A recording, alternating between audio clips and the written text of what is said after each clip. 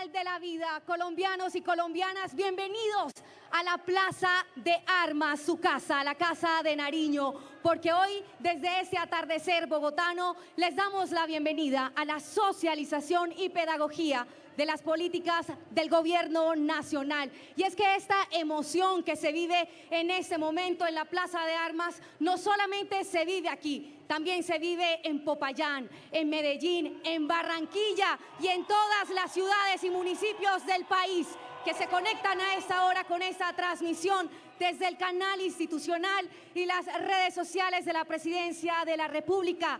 Señoras y señores, con esta misma emoción vamos a entonar el himno nacional de la República de Colombia.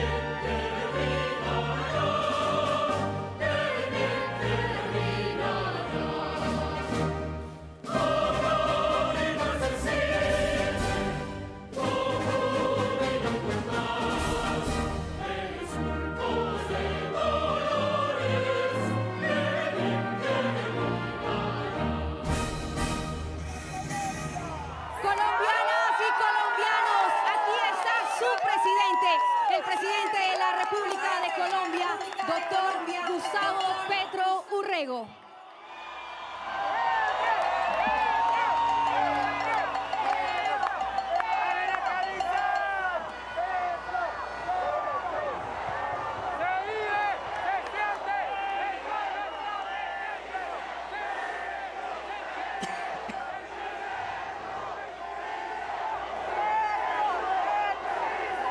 Gracias.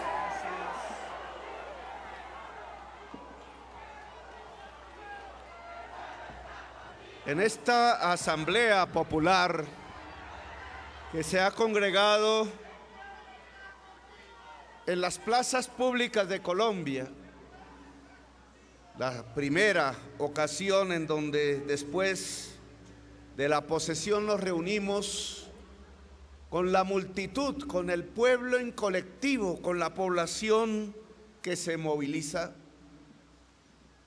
para dar en cierta forma un balance, pero también un arranque de lo que significan los cambios en Colombia.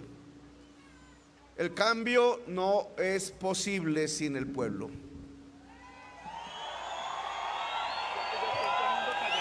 Lo que se eligió no fue simplemente una persona, a Petro en la presidencia. Lo que se hizo en la elección fue volver al pueblo gobierno, fue volver al pueblo poder. Y eso tiene que expresarse en la realidad histórica, en los días cotidianos, en la manera como pretendemos que puedan ser los cambios en este país. El cambio fue la palabra central de la campaña presidencial. El cambio fue por lo cual votaron millones y millones de personas. Fue por lo que Colombia escogió este gobierno. No puede ser un cambio de mentiras. No puede ser un cambio de maquillajes. Solo si el pueblo abandona su gobierno es que el cambio podría detenerse. El cambio será más y más profundo en la medida en que las mayorías de la sociedad nos acompañen. El cambio solo es posible con el pueblo.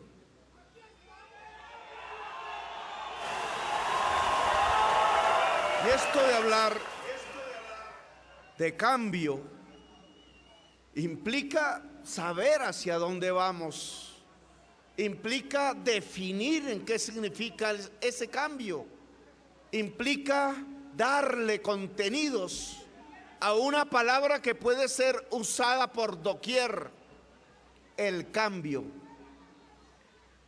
En mi opinión, en el mundo están pasando cosas. No podríamos dejar de mirar lo que pasa con la humanidad en el planeta para no entender lo que puede suceder y está sucediendo con la sociedad colombiana. El mundo está en crisis. Esa es la realidad. No es una palabra que siempre se acompaña ante las tensiones políticas. La humanidad está en crisis. Hoy podríamos resumirla en la crisis climática, quizás. Es que lo que nos dicen los científicos, lo repetí una y otra vez en las plazas públicas de la campaña electoral, es que podemos comenzar a vivir, si no hacemos nada, los tiempos de la extinción de la humanidad. Tamaña noticia que nos trae la ciencia. Nunca antes la humanidad había estado al frente de su propia extinción. Y qué paradoja que cuando más rica es la humanidad, cuando esta generación ha consumido más que cualquiera otra en el pasado, incluso podría sumar su consumo la de varias generaciones hacia atrás en la tierra.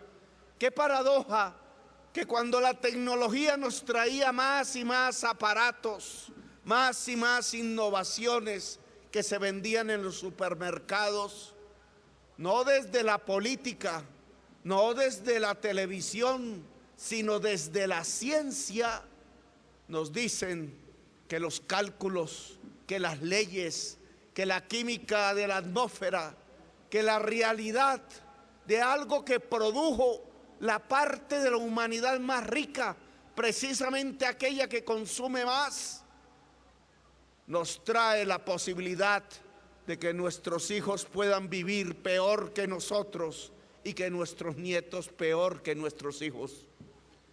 La idea del progreso que nos acompañó durante todos estos siglos, como si el transcurrir de los años nos trajera automáticamente un mejor vivir, hoy se esfuma, hoy desaparece y tiene una explicación que más adelante trataré de argumentar.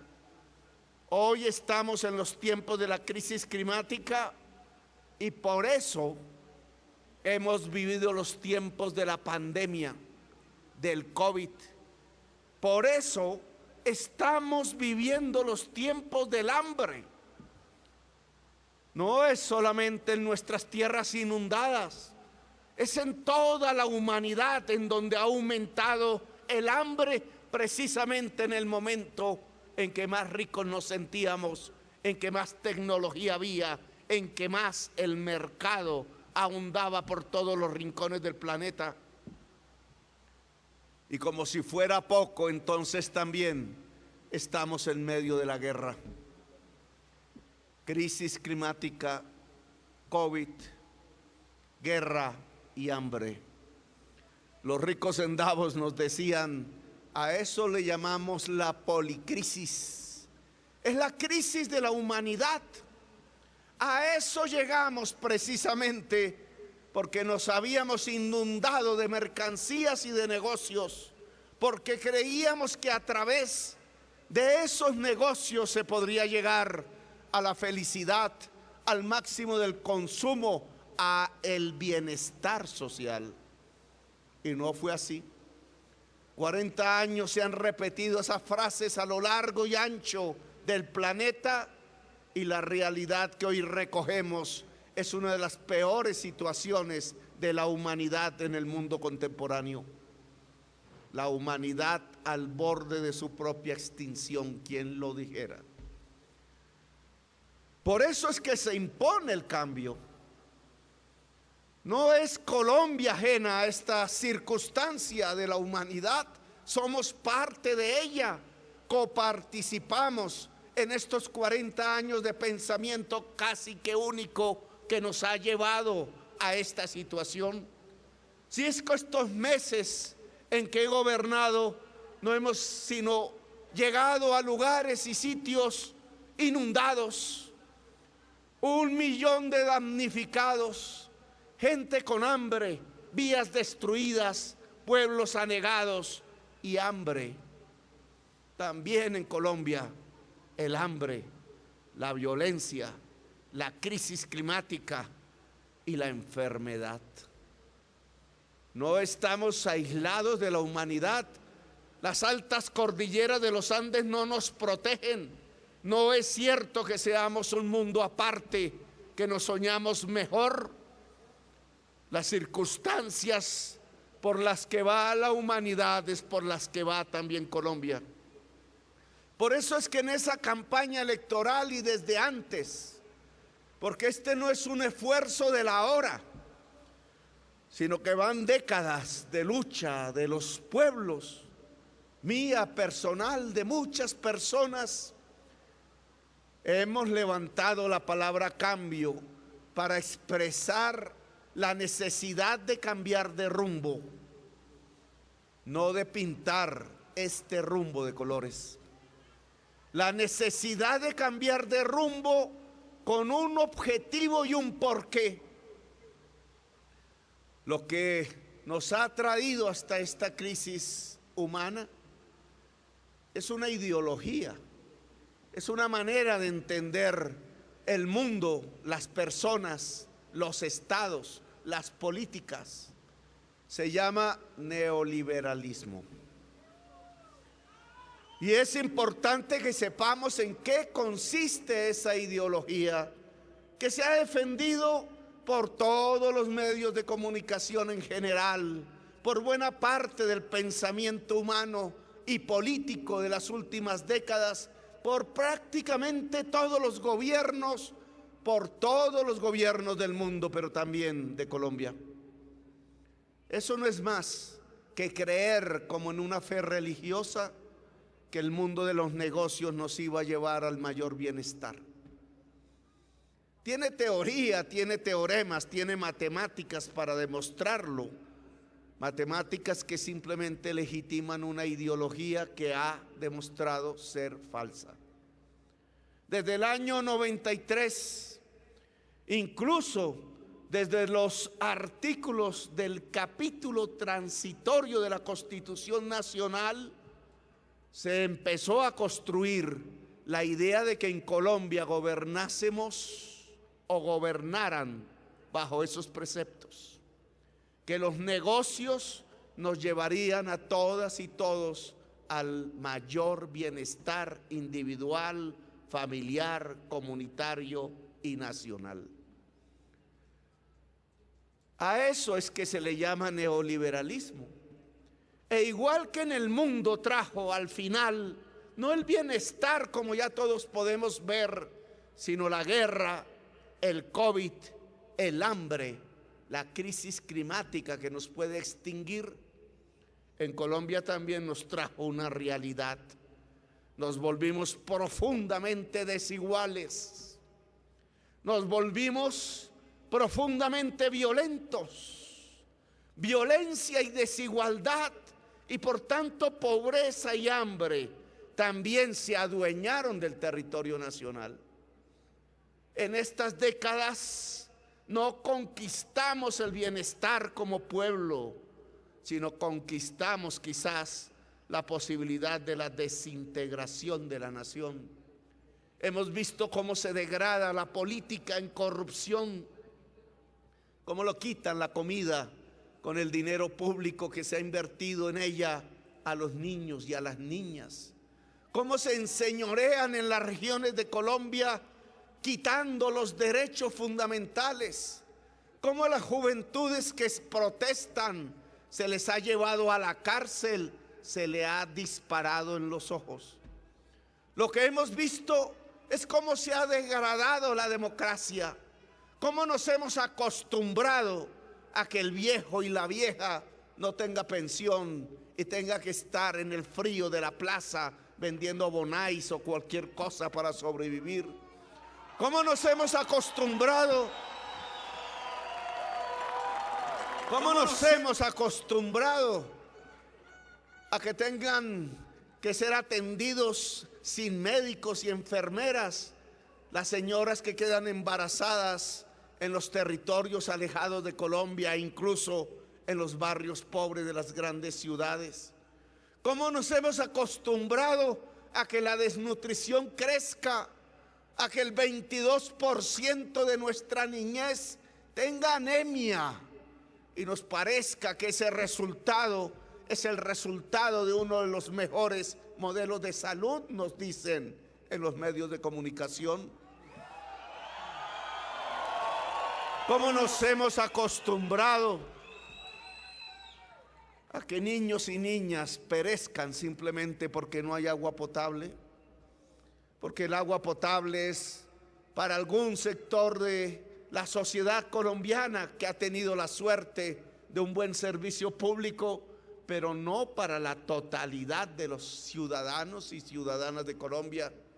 Que el médico y la médica y la operación y la medicina están para una parte de la sociedad colombiana, pero no para la totalidad de los ciudadanos y ciudadanas de este país. Que nos hemos acostumbrado a que la juventud pueda ingresar a una universidad, pero solo para una parte de esa juventud, porque la totalidad de los y las jóvenes no pueden en realidad entrar a la educación superior. Que nos hemos acostumbrado a que podamos tener 3 platos de comida al día, pero para una parte de la sociedad, porque no la totalidad de los colombianos y de las colombianas pueden tener hoy 3 platos de comida al día. Que nos hemos acostumbrado cuando paseamos en nuestros vehículos particulares a ver cómo en las carreteras pueden pasar los minutos, a veces las horas, mirando porciones del paisaje donde un solo color es el de las cercas, porque un solo propietario es el de la tierra y ese propietario no tiene allí ni una mata de yuca ni una mata de maíz.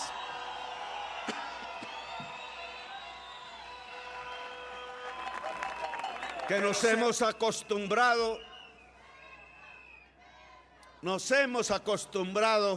a que la política de Colombia tenga que asimilarse, se convierta en una palabra sinónimo de corrupción, de toma mafiosa del Estado. ¿Cuántas veces aquí esculcando en los salones, en las piezas, en los lugares del Estado, no hemos encontrado una y otra vez la corrupción y la mafia adueñada del poder? Una y otra.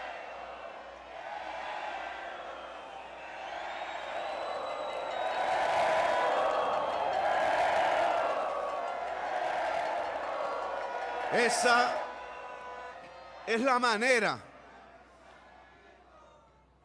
entre el robo y la sangre, entre la guerra fratricida buscando conseguir dineros fáciles a través de la exportación de cocaína, a través de la degradación de la política y a través de la degradación de la dignidad de muchos seres humanos en nuestra patria, en nuestro país, es que hemos vivido la misma crisis que vive la humanidad.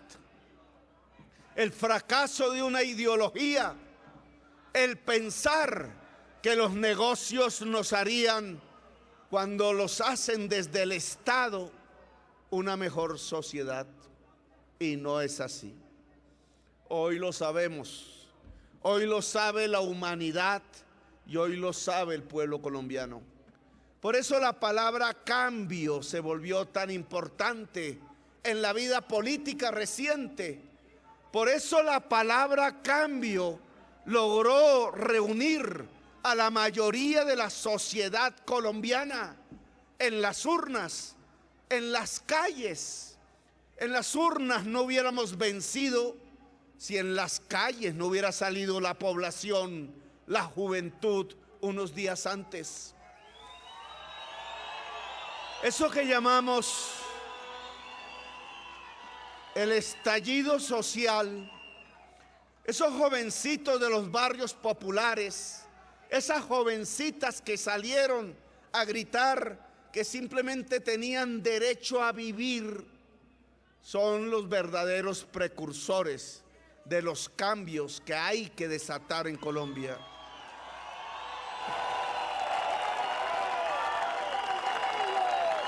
Por eso, tanta insidia contra ellos y ellas.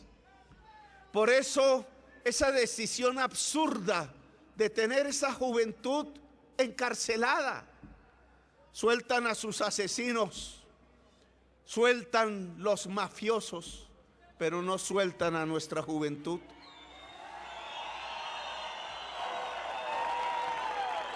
Les preocupa que se conviertan en gestores de la paz.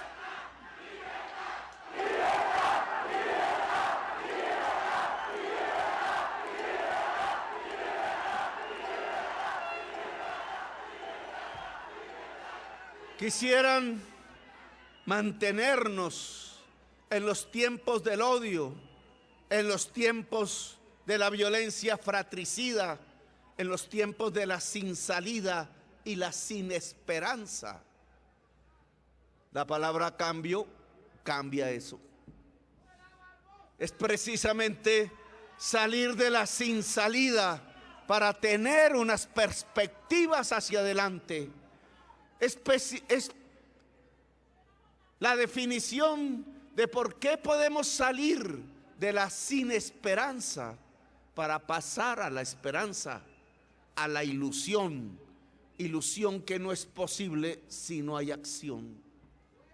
Esto que yo he llamado neoliberalismo nos trajo hasta aquí, nos engañó. Las fuerzas políticas, las mayorías electorales, durante estos años que han pasado, giraron alrededor del mismo discurso retórico que no le traía bienestar a nuestra gente. Hoy sabemos que el cambio significa cambiar eso, salir de esas ideologías fundamentalistas, pasar a construir otro camino. El bienestar social no pasa por hacer negocios desde el Estado. El bienestar social se construye si garantizamos derechos universales. No que una parte de Colombia pueda comer y otra no. No que una parte de Colombia pueda estudiar y otra no.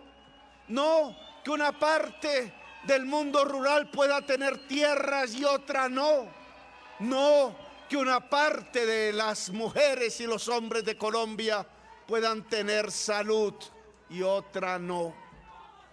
El derecho universal es para todas y para todos. El derecho universal se denomina así porque nadie puede ser excluido. Es otra manera de intentar ver las cosas. El derecho no es para quien puede pagarlo y quien no pueda pagarlo no. Eso se llama neoliberalismo. Esto que estamos construyendo, que se llama justicia social, tiene que ver con que nadie, independientemente de cuánto dinero tenga en su bolsillo, debe acceder a los derechos universales. No puede ser excluido.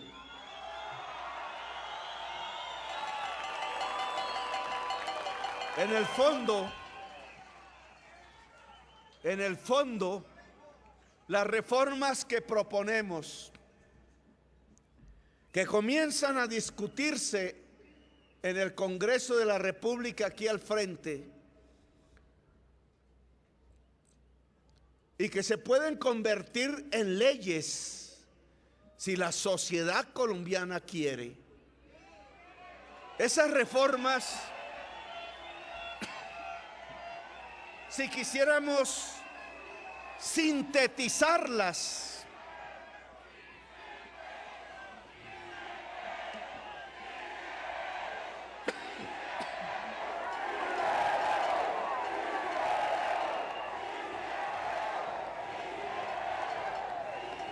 esas reformas, si quisiéramos sintetizarlas, volverlas digeribles en el lenguaje común, comunicarlas a una sociedad que quizás no ha tenido la oportunidad del estudio del libro, porque se lo han quitado, se la han quitado. A los colombianos y a las colombianas les han quitado los libros porque le han quitado la posibilidad del saber. Por décadas y décadas, donde se destruyeron los presupuestos de la educación pública, por ejemplo, si quisiéramos volver simples las palabras de lo que significa el cambio y las reformas, podríamos sintetizarlas un poco así. Las reformas significan, pretenden que un joven o una joven pueda ir a la universidad si quiere.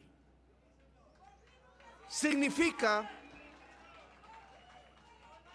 que un viejo o una vieja pueda tener una pensión y un plato de sopa caliente en un lugar digno para vivir. Significa que una trabajadora pueda tener estabilidad laboral y no ser acosada ni laboral ni sexualmente para que se le prorrogue un contrato de 3 meses.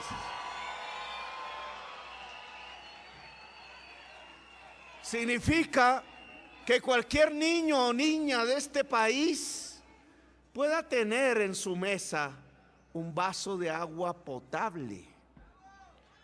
Significa que un campesino o una campesina pueda tener un pedazo de tierra fértil para producir alimentos para su sociedad.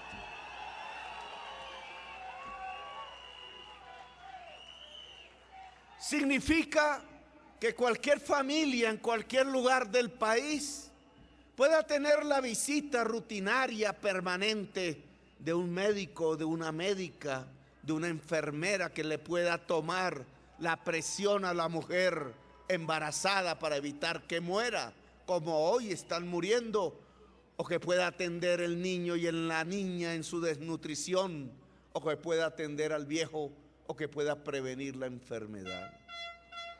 Con esa simpleza es que podríamos decir que así se enmarcan las reformas que estamos presentándole al Congreso. No estamos presentando negocios hechos desde el Estado. No estamos profundizando ese camino que no trajo justicia social y que nos condujo a ser una de las sociedades más desiguales del planeta. Lo que estamos presentando son proyectos de reforma que buscan la garantía real de los derechos universales fundamentales para la sociedad colombiana.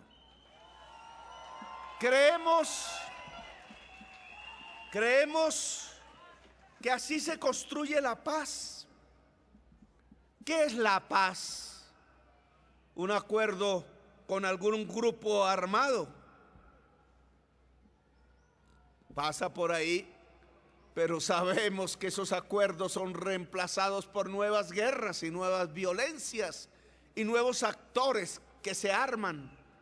La violencia en general puede disminuir en Colombia si Colombia es para todas y todos los colombianos.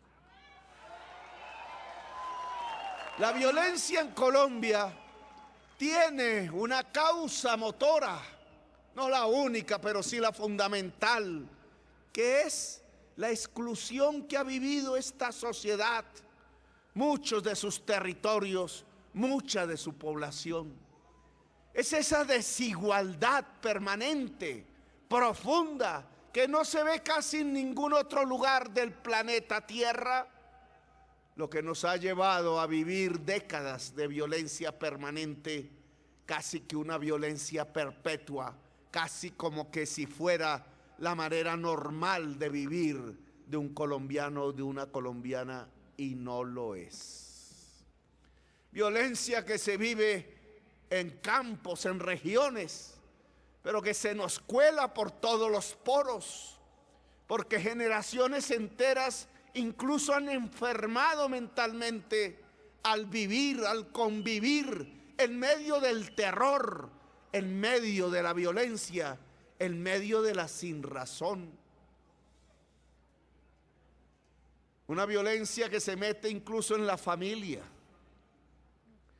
que golpea a la mujer, que golpea al niño, que se mide en las truculencias del barrio, cuando no puede haber tolerancias ni discusiones. Una vez se toma una cerveza o dos, cuando no se ve ni siquiera en las discusiones, cuando ni siquiera lo podemos sentir en la política, porque la política también la convirtieron en un instrumento del odio y no del encuentro y de la reconciliación.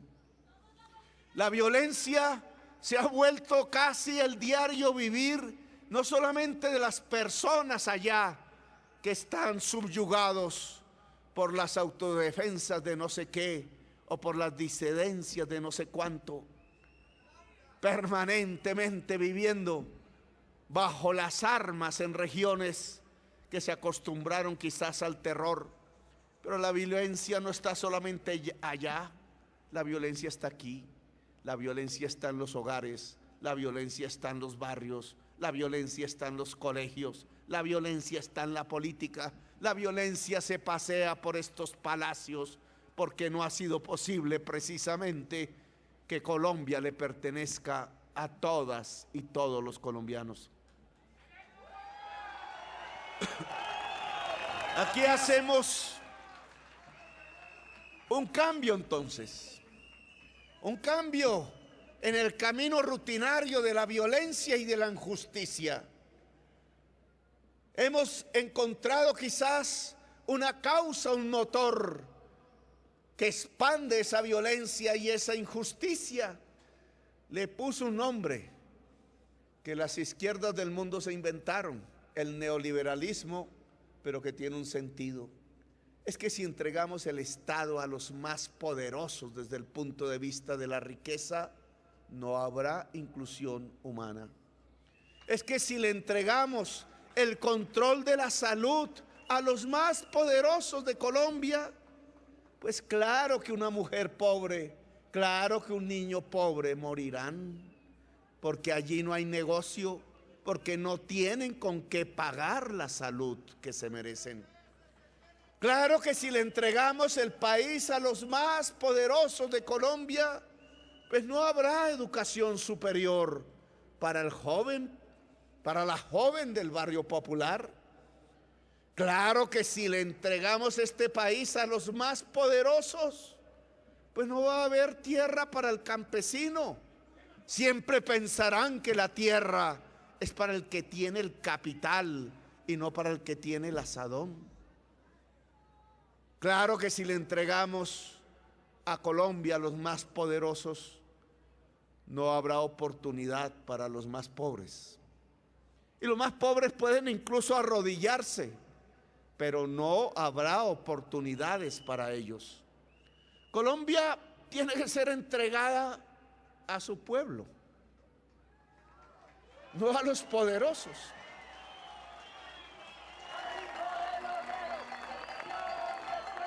Colombia tiene que ser una democracia. Y una democracia no es más que el gobierno del pueblo, dicen desde la primaria. Colombia es el gobierno del pueblo. Pues el cambio consiste en que Colombia sea el gobierno del pueblo, es decir, que en Colombia haya una democracia.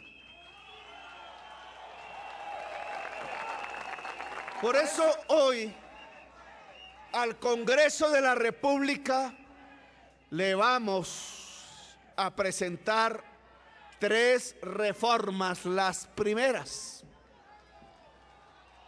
después de la reforma tributaria, donde demostramos que los poderosos podían pagar impuestos más de los que pagaban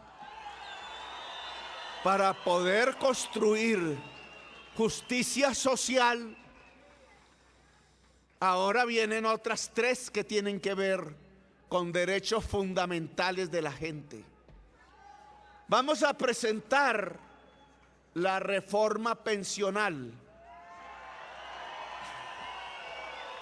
una reforma a la ley 100 en pensiones. Nos produjeron 2 mundos. Unas personas cotizan en los fondos privados de pensiones y otras personas que no logran trabajar formalmente no pueden cotizar. Ya hay 2 mundos. En el segundo mundo, donde no hay salario sino rebusque, los viejos y las viejas, según la ley, no tendrán pensión. Está diseñada así. Le están diciendo a la mitad de los viejos y viejas de Colombia que nunca, nunca, por más que se rebusquen, por más que vendan bonais y papas fritas, por más días que pasen sobre la lluvia y bajo el sol, por más días que pasen solitarios trabajando, así encanezcan, así las arrugas cundan por toda la piel, así la enfermedad rodee, no habrá una pensión de parte del Estado y de la sociedad. La ley 100 dice en el segundo grupo que solo los que ganen más de 4 salarios mínimos de manera permanente y durante todo el tiempo que la ley exige de semanas para cotizar, quizás tengan una pensión y una pensión para su sobreviviente. La inmensa mayoría de las personas que cotizan en los fondos privados de pensión, al ganar menos, tampoco nunca tendrán una pensión. Y esa es la ley. Es decir, la ley de pensiones le está diciendo a la mayoría del pueblo colombiano que cuando envejezcan, que cuando hayan entregado todo de sí hasta donde era posible para sobrevivir, para hacer crecer la familia, para apostarle a la nación, no habrá pensión hasta el último día de sus días de vida. La muerte, dice esa ley, será la pensión definitiva. Eso no es justo. Así no se construye paz, porque ese mecanismo lo único que ha generado es que ese dinero de los cotizantes guardado durante 20, 30 años en los bancos, bajo control y uso de los dueños de los bancos, no de los dueños de las cuentas de ahorro, solo enriquece 2 banqueros.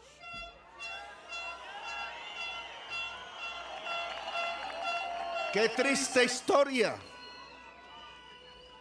Qué triste historia de injusticias.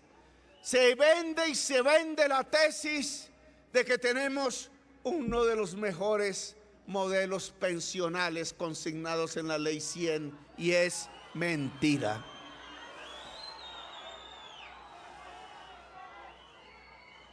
Desde que se aprobó en 1993, yo voté en contra, siendo por primera vez parlamentario de Colombia, muy joven, voté en contra. Desde que se aprobó en ese momento, lo que hemos tenido es una enorme masa de cotizantes, 18 millones, entregándole el dinero todos los meses a los 2 más grandes bancos del país, mientras nadie recibe pensión. ¡Qué negociazo el que se ha hecho con el trabajo de los colombianos y las colombianas! 30 años unos cotizando y otros sin poder trabajar. Se han manejado hasta 300 billones de pesos, se han convertido en negocios. Con eso se han comprado acciones en el Grupo de Energía de Bogotá, con eso se han hecho puentes que se caen, con eso se han hecho préstamos mayoritariamente al Estado con una muy bonita tasa de interés. Con eso se han enriquecido y aumentado patrimonios. Con eso se han hecho inversiones en el extranjero, siempre en propiedad de la administradora de las pensiones y no de los cotizantes. Pero nadie realmente se ha pensionado durante estos 30 años. 170,000 personas no más. Es por eso, colombianas y colombianos, que tenemos un país desigual. La ley fue hecha para 2 negociantes, pero la ley no fue hecha para el pueblo colombiano, para el pueblo trabajador, para los viejos y las viejas de Colombia.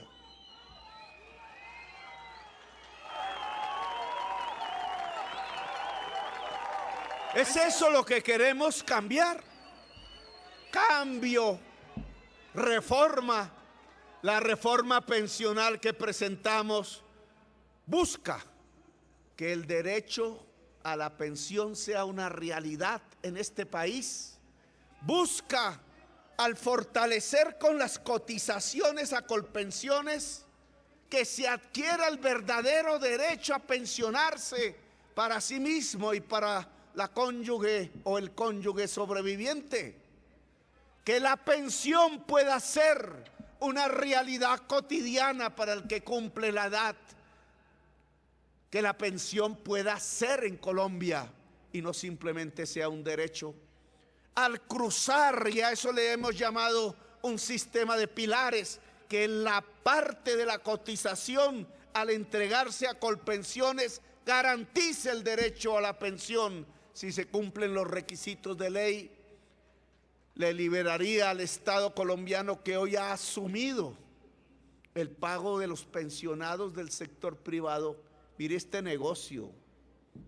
El Estado, es decir, la sociedad toda, a través de sus impuestos, paga a los pensionados del sector privado, mientras 2 banqueros recogen las cotizaciones de los trabajadores jóvenes que no se van a pensionar.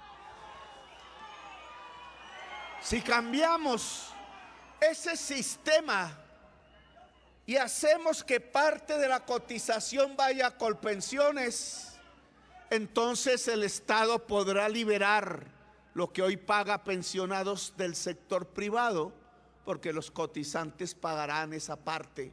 Cada peso que entre otro peso saldrá para pagarle a los actuales viejos que hoy no tienen ninguna pensión, un bono pensional. No es como dice la prensa, en esa búsqueda de confusión. Lo que estamos proponiendo no es que el cotizante le pague la pensión hoy al que no siendo viejo o al que siendo viejo no tiene ya el derecho a pensionarse, eso lo paga el Estado. Pero para que el Estado pueda hacer ese pago, se necesita que el Estado no pague lo que el cotizante sí podría pagar en este momento, que son los pensionados de Colpensiones del sector privado. Porque cuando el cotizante llegue a su edad, los cotizantes jóvenes en ese momento también le pagarán la pensión. Es decir, que el trabajador podrá garantizar su derecho a la pensión y el Estado podrá garantizarle un bono pensional a todas y todos los viejos de Colombia, haciendo universal la posibilidad de un derecho. Yo creo que eso es paz. Claro, los dos señores banqueros no me quieren porque he propuesto esto. Claro que no.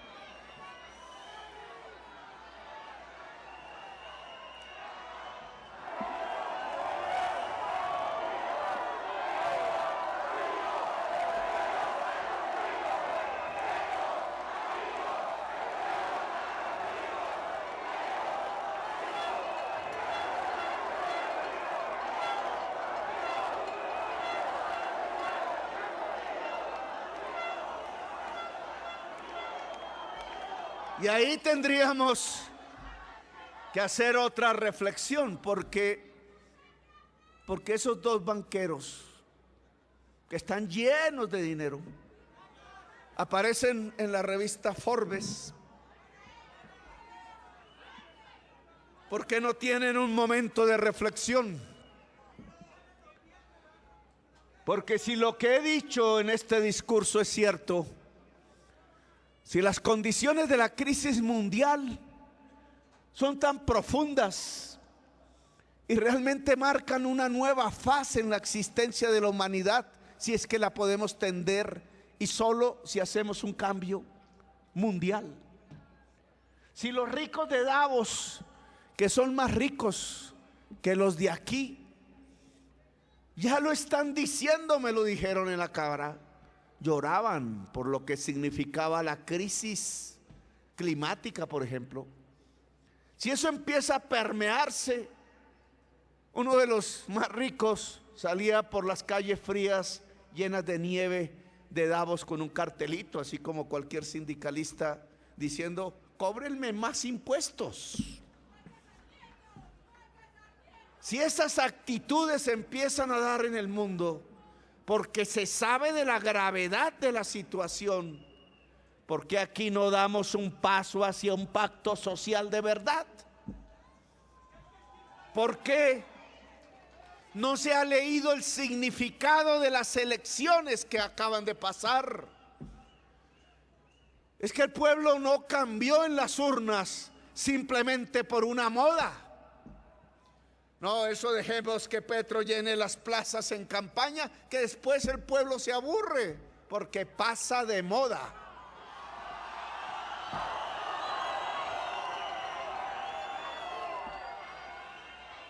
No, lo que hubo en esas elecciones fue un grito de lo más profundo de la sociedad colombiana, que entonces ese mundo del poder económico debe entender, debe leer. Me decía un empresario en Cali: y es que usted va a poner el socialismo. No, voy a poner una democracia, algo que se llame justicia social, algo que pueda construir la paz. ¿Qué tan difícil de entender que si somos uno de los países más desiguales del mundo, entonces el camino de las soluciones de nuestros actuales problemas fundamentales pasa por ser más equitativos, pasa por ser más democráticos, que la paz tiene los resortes de su solución en esos temas y que una parte importante para tomar esas decisiones precisamente pasa por la gente del poder económico en Colombia. Hoy necesitamos que cedan en su egoísmo, que si ganan la mitad, van a ganar muchísimo más en el futuro, porque un empresario se vuelve más rico cuando una sociedad se vuelve más rica.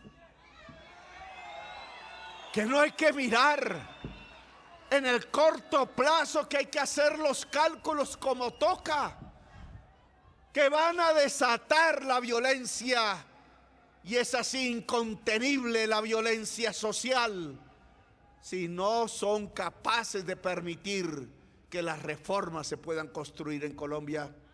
Esto es como una olla a presión. El estallido social nos lo mostró.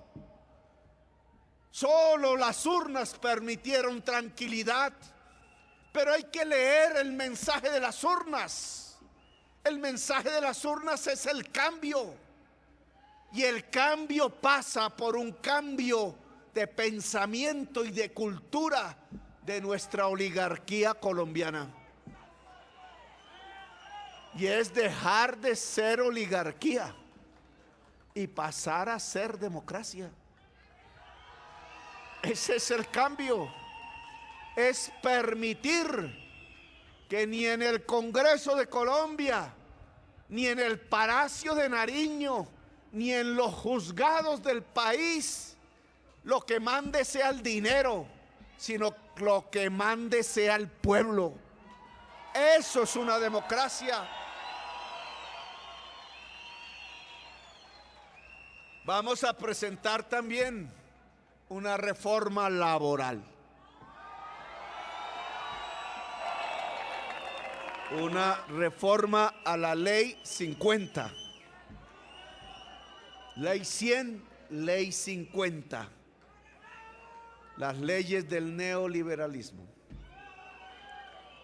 ¿Qué pretendemos en la reforma laboral? Pretendemos que el día termine a las 6 de la tarde, no a las 10 de la noche.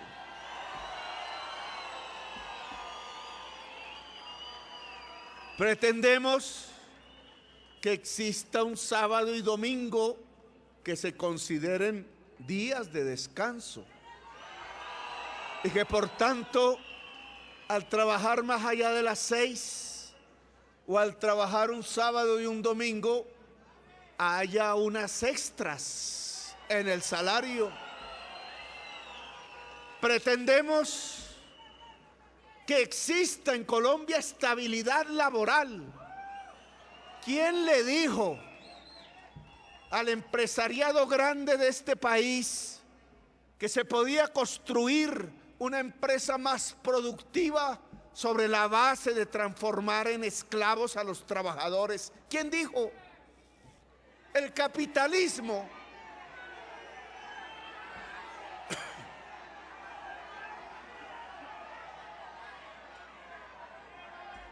El capitalismo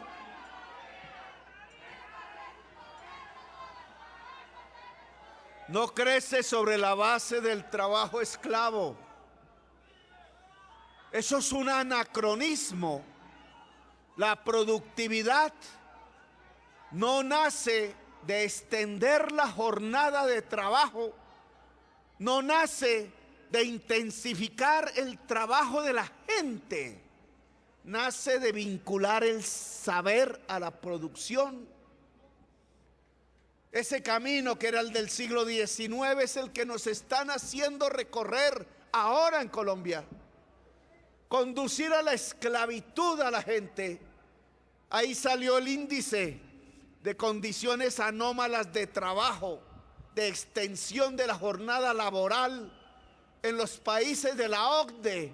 Y qué pena, Colombia quedó en el último lugar con Turquía Es decir, que los países de la OCDE somos las sociedades donde más se explota al pueblo trabajador, que es el que produce la riqueza. Un camino facilista donde se creen que las ganancias de corto plazo pueden reemplazar las de largo plazo. Donde el capitalismo pasa por expandir el saber y el conocimiento y por tanto lograr que toda la juventud pueda estudiar y vincular ese saber a la máquina, que es lo que hace elevar la productividad. Pero no, en Colombia ni siquiera ese capitalismo es visto. En Colombia lo más fácil fue poner unos contratos de 3 meses por medio de los cuales abusan laboral y sexualmente de las mujeres de Colombia que quieren trabajar.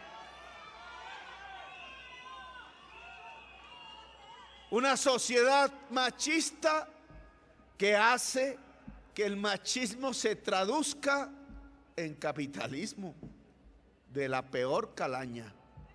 Porque entonces ahora el empleador tiene en sus manos la estabilidad laboral de la mujer. ¿Cómo así?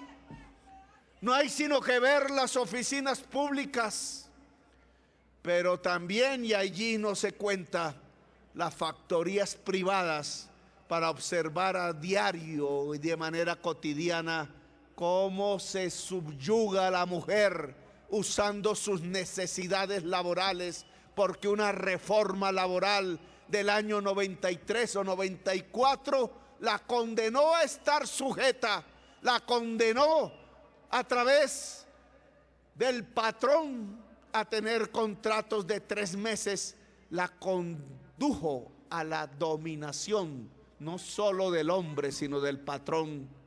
Te doy este contrato en 3 meses, pero si no pasa esto y esto y esto, no habrá un nuevo contrato. Eso no se llama dignidad. Así no se construye productividad. Así una nación no construye su riqueza. La productividad nace en el siglo XXI del saber y no de la explotación laboral. Por tanto, la reforma que vamos a presentar a esa ley 50 trata de la dignidad del trabajador y de la trabajadora. Trata de la estabilidad laboral. Es que si el mundo del trabajo es más estable, las empresas son más estables. El trabajador y la trabajadora llegan a querer la empresa de la cual no son propietarios. Llega a aportar su vida a un enriquecimiento más estable que debería repartirse entre mejores salarios y mejores ganancias. Por tanto, ganancia y salario no son un juego de suma cero.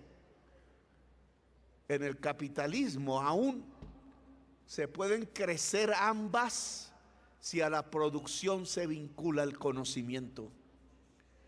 Y ya presentaremos una reforma laboral en función de la universidad y el conocimiento.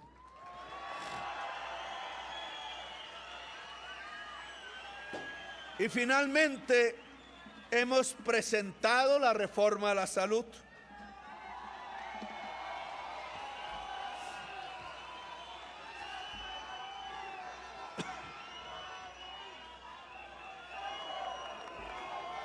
También es una reforma a la ley 100. Trata de unos temas fundamentales. El COVID-19 en todo el mundo nos dejó una enorme lección.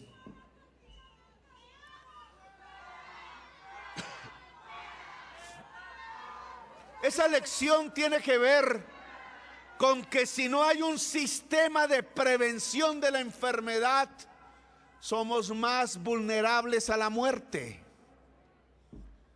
Colombia nunca ha tenido un sistema preventivo de salud, ni antes de la ley 100, ni después de la ley 100. Hay críticos que dicen es que ustedes nos quieren llevar a los tiempos del ICS, a los tiempos de la salud estatal de antes de la ley 100. Pues yo tengo que decirles que tampoco, porque antes de la ley 100 nunca hubo un sistema de prevención de la enfermedad en Colombia. Eso no ha existido en nuestro país. Y lo queremos construir. Algunas experiencias hemos tenido en algunas ciudades. Bogotá fue una, Medellín otra. Pequeñas experiencias de lo que significa prevenir la enfermedad antes que curarla. El dicho popular tiene mucha sabiduría: es mejor prevenir que curar. Pero en Colombia nunca hemos hecho prevención. Prevenir significa que la casa tenga cerca médicos, médicas, servicio de salud. Y la casa no es solamente Chapinero. Para Colombia la casa puede ser una vereda alejada, puede estar en la selva, puede estar en el desierto de La Guajira, puede estar frente al Océano Pacífico, puede estar en el barrio pobre de la ciudad. Allí también tiene que estar cerca el médico, la médica, el servicio de salud. Eso no lo tenemos hoy. Hoy la salud se ha fragmentado de acuerdo a la capacidad de pago, como todo negocio es. Hoy tiene salud buena, servicios de salud excelentes. ¿Quién puede pagar? Hoy no hay sino que mirar el mapa de Colombia y ver dónde están los hospitales, las clínicas, los consultorios, las EPS. Hoy no está en todo el mapa de Colombia. Hoy está donde hay mercado, donde hay capacidad de pago. Hoy está en Chapinero. Se puede extender un poco, quizás no tanto al centro, pero sí algunos barrios más allá del occidente. Pero no está en el Amazonas, no está en el Guaviare, no está en la Guajira, no está en Ciudad Bolívar, ni Usme, ni Bosa. No está en las veredas de Colombia. No hay salud para el mundo rural de este país. No está en el Pacífico, no está en los pueblos del Caribe. Y eso hace, no está en el Cauca.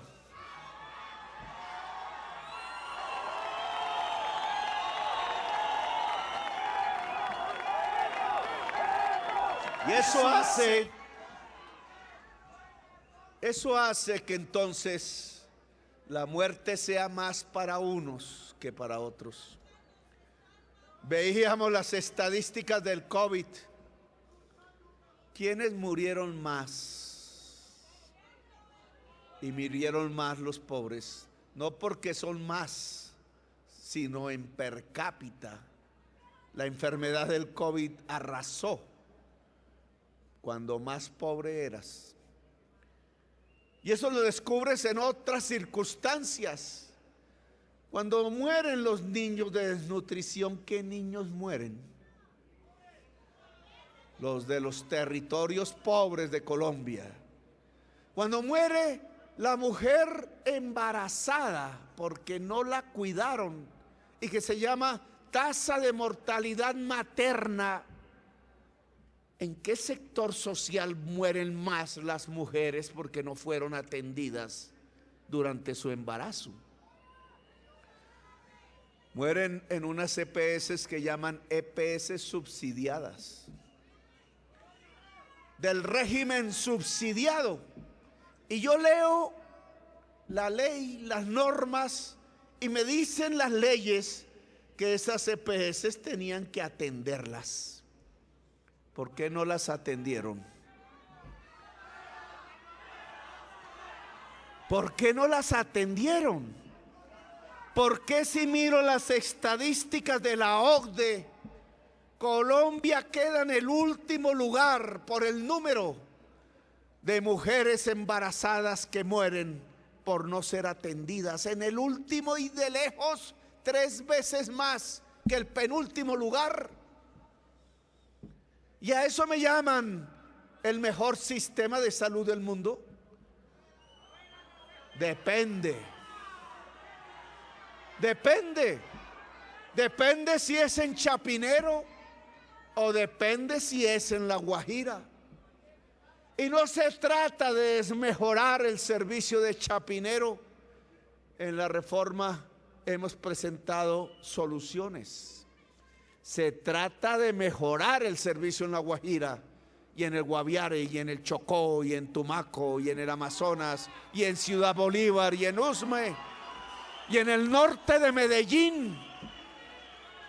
Se trata de que el servicio de salud le dé iguales posibilidades de vida a quien tiene dinero que a quien no lo tiene, que no puede ser organizado por el mercado, porque todo mercado, por más simple que sea el de camisas, siempre se podrá comprar una camisa si tienes el dinero en el bolsillo. Si no, no la podrás comprar. La salud no puede ser eso. Porque entonces, ¿en dónde queda el derecho a la vida? La salud no puede ser que la tienes si tienes la plata en el bolsillo y no la tienes si no la tienes, si no tienes el dinero, si no tienes con qué pagar. Por eso es que tenemos un régimen subsidiado que entrega una salud de pobres. Y por eso tenemos una salud del contributivo que entrega una salud de clase media. Y por eso tenemos unas prepagadas que entrega una salud de ricos. Hay una salud para cada sector social e incluso ni la subsidiada llega a los lugares más pobres de Colombia. Es decir, que la muerte está fragmentada socialmente en Colombia, que la muerte se divide y entonces pega menos donde hay dinero y pega más donde hay pobreza. Eso no es un sistema de salud que garantice el derecho universal y que nos garantice la paz. Por eso lo que se ha presentado es una reforma que comienza porque la fuerza de la salud se disgregue en todo el territorio nacional para atender tanto al pobre como al rico a través de un sistema preventivo que vaya hasta la casa, que si hay que coger lancha, que si hay que coger avioneta, lo hacemos, porque lo primero es la gente. Nos dicen en las críticas que no se puede organizar el territorio de tal manera que en cada 20,000 personas pueda haber equipos de salud organizados, visitando permanente, rutinariamente, cotidianamente los hogares para ver el estado de salud, porque no hay el suficiente número de médicos y enfermeras. Y tienen razón. ¿Cómo será la dejación en que han dejado el servicio de salud en Colombia, que el sistema educativo no gradúa al suficiente número de médicos y enfermeras? Por eso en el proyecto de salud está en que el Estado empezará a abrir facultades de medicina y enfermería en el territorio nacional. No va a ser en el norte de Bogotá, va a ser en Bosa, va a ser en Ciudad Bolívar, va a ser en La Guajira, en el Chocó. Es que a la población hay que crearle las capacidades para resolver sus problemas.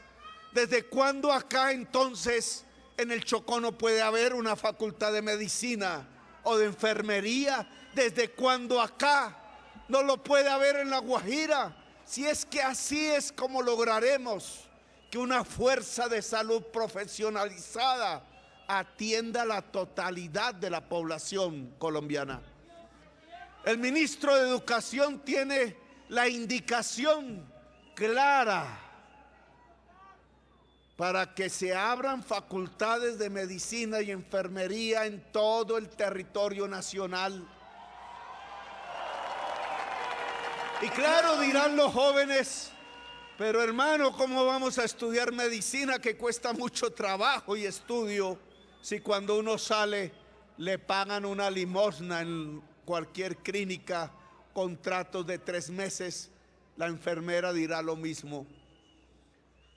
Pues para eso es la reforma a la salud que hemos presentado, porque esos médicos y médicas de los centros de atención primaria que cubrirán todo el territorio nacional para tener un fuerte sistema de prevención y de atención primaria, para intentar prevenir la enfermedad, para disminuirla y por tanto disminuir sus costos, será del presupuesto nacional pago y del sistema contributivo. No serán contratistas, habrá una carrera de la salud, serán trabajadores oficiales, empleados oficiales, serán y tendrán estabilidad laboral, así estén trabajando en la clínica o en el centro de atención primaria privado. Se acaba la contratación basura en el sistema de salud de Colombia,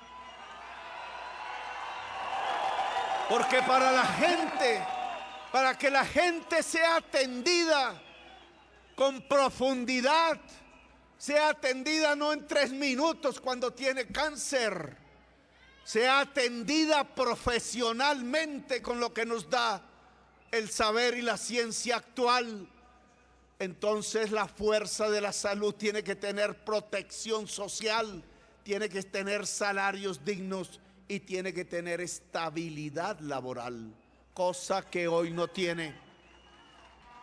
Y entonces nos dirán, ¿y qué pasa si aparece el enfermo? Oí ahí o leía en las críticas, es que tendremos un sistema de baja complejidad y cambiaremos el de alta complejidad que hoy tenemos por la baja. El sistema de prevención es de baja complejidad, pero es eficaz. Y es eficaz porque disminuye la enfermedad. Ahora, indudablemente la enfermedad aparecerá, pero esa enfermedad será tratada en clínicas y hospitales organizados regionalmente también. Lo que vamos a tener es una territorialización de la salud. Una familia que tiene un miembro en una EPS y otro en otra, no va a ser bien atendida porque la salud es familiar, es barrial, es territorial. Las condiciones de la enfermedad tienen que ver con las condiciones del hábitat del ser humano. Si el aire es malo, si no hay agua potable, si la nutrición no llega. Territorializar la salud significa territorializar los prestadores de salud, las IPS, los hospitales y clínicas. ¿Y qué pasará entonces con el pago de las personas que se enferman y tienen los servicios de la clínica y el hospital? Que no los pagará una EPS, los pagará un solo fondo único del Estado colombiano, porque el dinero es público. Lo pagará de manera directa al hospital, a la clínica, sea esta pública o privada. Veámoslo. ¿Qué es lo que sucede hoy y por qué se arruinan los hospitales y las clínicas?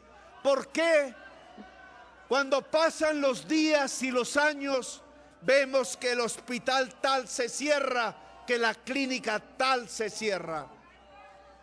¿Por qué la ciudad de Bogotá vio cerrar en el año 98 el Hospital San Juan de Dios, que fue el primer hospital de Colombia? El centro de la investigación de la salud pública de América Latina, la cuna de la generación de médicos y médicas que hoy envejecen y que fueron de lo mejor en Colombia y muchos de lo mejor en el mundo. Porque vimos cerrar la cuna de la salud en Colombia, el San Juan de Dios, y posteriormente el Lorencita Villegas de Santos, y así uno tras otro, hospitales y clínicas, unas poderosas, otras débiles.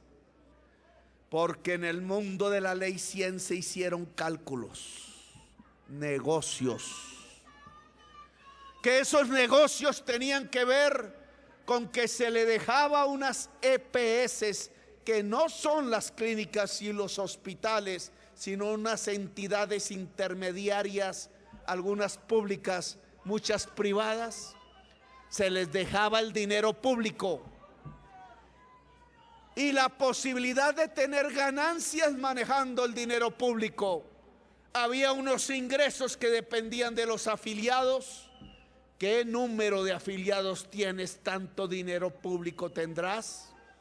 Y por otro lado, unos gastos que tenían que ver con los costos de salud de los afiliados. ¿Qué hacía la EPS en su negocio? Los afiliados nunca tuvieron prevención, nunca invirtieron en la prevención de la enfermedad. Había cierta tendencia a que era mejor que el afiliado se enfermase. Por eso a muchos hombres maduros no se le hacían exámenes de próstata, y por eso a muchas mujeres embarazadas no se le medía la tensión. Y los enfermos eran conducidos a las clínicas y a los hospitales, y estos tenían que poner el servicio. Y por tanto el gasto se creaba, el gasto laboral, el gasto en medicinas, el gasto de la operación si era del caso. Pero la plata no les llegaba. La plata se quedaba en la EPS. Tomaban la factura y miraban y pasaban los meses y miraban y pasaban los meses. Porque entre más tiempo durara la plata guardada, plata del Estado, más ganancias se podían hacer. Y le decían al hospital: oiga, ¿por qué puso este procedimiento y este y este? Y el médico se fue acostumbrando a hacer procedimientos baratos, y la sociedad colombiana se fue acostumbrando a que no se trataba su enfermedad con los procedimientos que la ciencia indicaba, sino con los procedimientos baratos. Y entonces se distanciaban las citas. Y la señora con síntomas de cáncer en el seno tenía que esperar 6 meses, 7 meses hasta que la viera un especialista, y muchas veces la señora moría o era ya irremedible la enfermedad. Y esas demoras, ¿qué sentido tenían? Ganar más. ¿Y esa ganancia para dónde iba? Algunos para comprar clínicas y hacer clínicas privadas, otros para comprar aviones y pasear a la novia en París. ¿Y qué pasaba entonces con las clínicas y hospitales que había? Cerraban porque no les pagaban y el déficit las quebraba.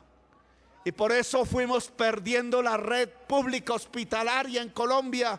Por eso se fue privatizando el servicio de salud, y por eso muchas de las clínicas que hoy tenemos simplemente son propiedad de quienes hicieron negocios. Por eso las clínicas no están en el barrio pobre, ni en la zona pobre, ni en el territorio pobre, sino en los lugares donde hay capacidad de pago. Bueno, lo que propone esta reforma es que a las clínicas y a los hospitales de Colombia, públicos y privados, se les paga directamente sin pasar por una EPS a partir del Fondo Público de la Salud. Y al final, lo que tenemos entonces son 3 reformas, no las únicas y últimas. 3 reformas que buscan garantizar los derechos universales de la gente, laborales, en salud y pensionales. 3 reformas que buscan más justicia, que la gente pueda acceder en igualdad de condiciones al ejercicio pleno de sus derechos fundamentales como ordena la Constitución.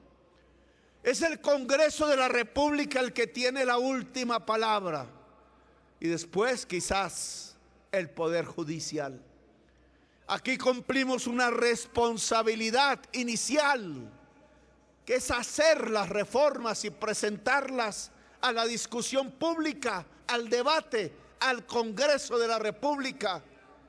Dictador me llaman cuando hemos dejado nuestra obra en manos del Congreso de Colombia, como una democracia lo requiere.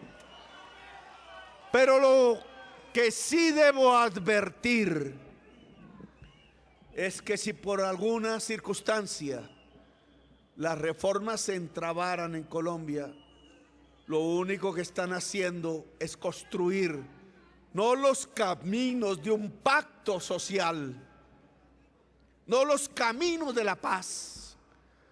Aquí se está probando una fase de la historia de Colombia. En medio de tanta violencia, aquí hemos hecho un paréntesis que el pueblo colombiano quiso hacer en las urnas. Aquí lo que se está proponiendo es un pacto no sobre la base de que el pueblo se arrodilla para que nadie cambie, para que nada cambie. No. Aquí lo que se propone es un pacto social para que la oligarquía colombiana ceda en sus privilegios y permita construir una democracia y la paz.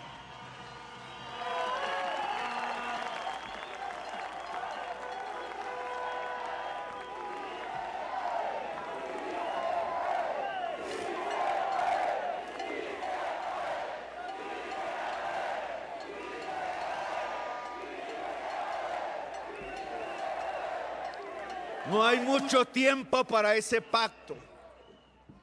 Quizás mis palabras sean tomadas como una necedad, no como el aprendizaje de la historia de Colombia. Quizás se repitan los hechos de 1938, cuando detuvieron la revolución en marcha. Quizás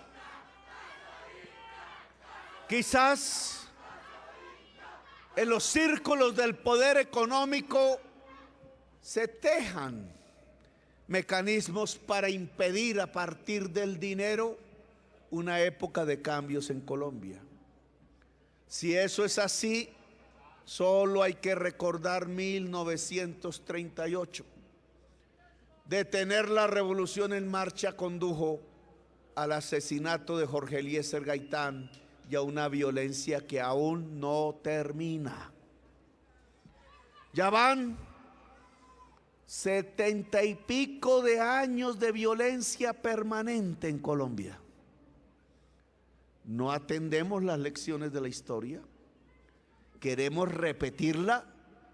¿O podemos, como hicieron los franceses, como hicieron los españoles, como terminaron haciendo los alemanes, como hicieron los pueblos de los Estados Unidos después de matarse entre sí, como hizo la humanidad occidental después de hacer 2 guerras mundiales y asesinarse entre sí por decenas de millones?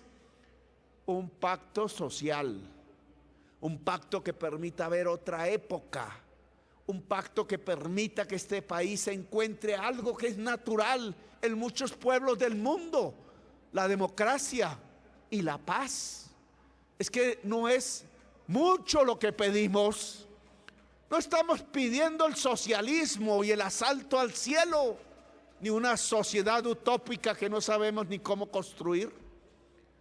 Otras generaciones lo harán, quizás la que ya nazca. Pero aquí lo que estamos pidiendo es algo simple, que la mayoría de la humanidad ha alcanzado a partir de sus luchas. Lo que queremos es democracia y paz.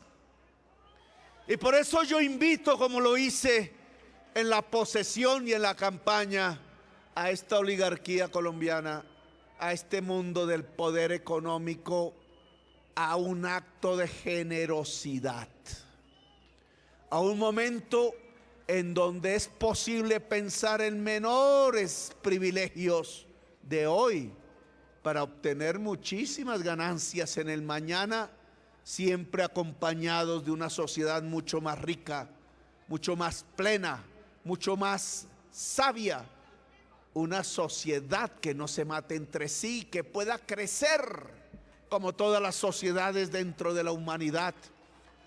Es un acto de generosidad. Permitan las reformas de Colombia.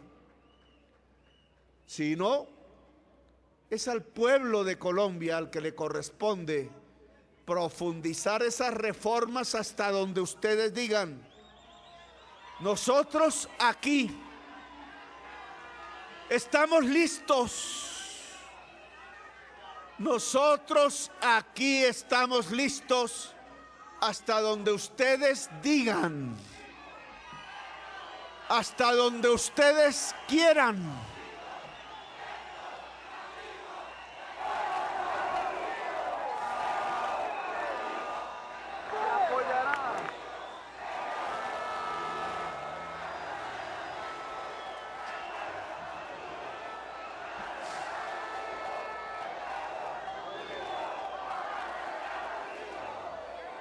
Quizás hayan funcionarios que no den la talla. Aquí traemos una inercia de décadas burocráticas para evitar resolverle los problemas al pueblo.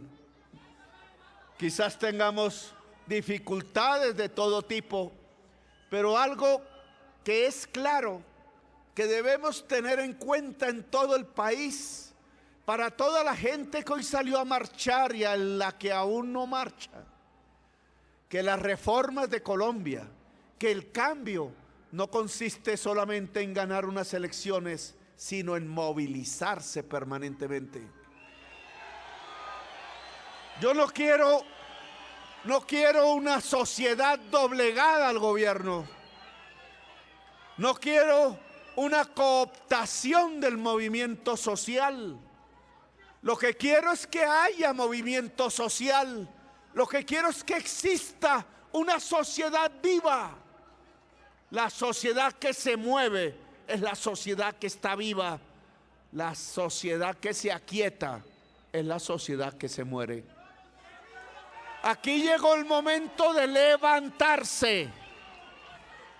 El presidente de la República de Colombia invita a su pueblo a levantarse.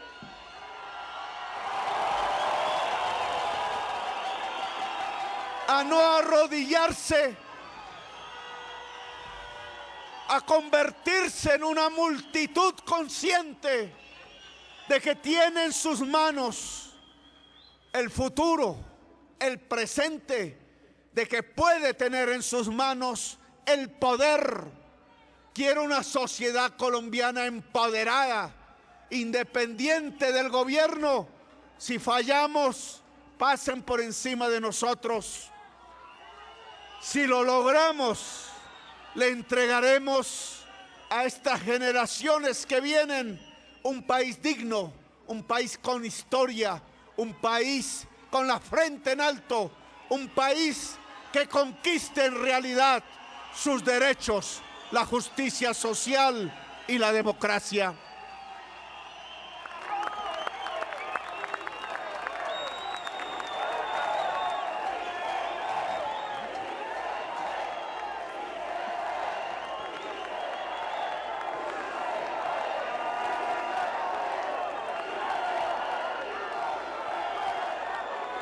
Solo una sociedad que se mueve podrá construir una Colombia potencia mundial de la vida.